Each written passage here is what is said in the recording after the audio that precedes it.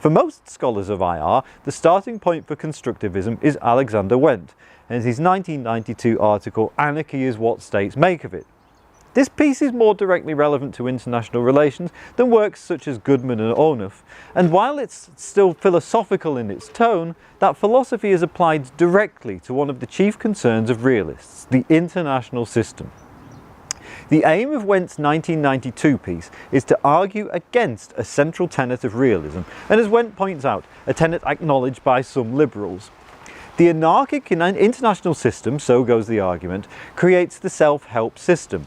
As there is no overarching international order, states will have to look out for themselves.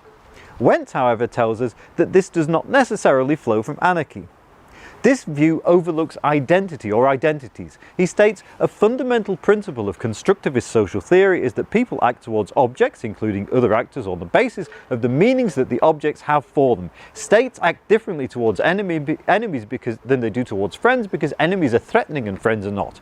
Anarchy and the distribution of power are insufficient to tell us which is which. US military power has a different significance for Canada than for Cuba, despite their similar structural positions, such as British missiles have a different significance for the United States than do Soviet missiles.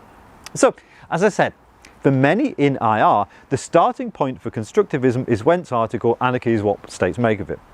But Wendt has other, and to me, more interesting things to say about constructivist IR.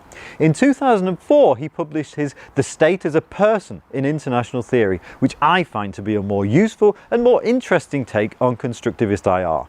He looks at the idea that states are regarded as persons and is critical of this idea. To say that states are actors or persons is to attribute to them properties we associate first with human beings: rationality, identities, interests, belief, and so on.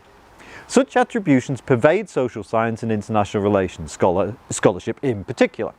Curiously though, Wendt doesn't refer to the Montevideo Convention, which really makes the state as person thesis explicit.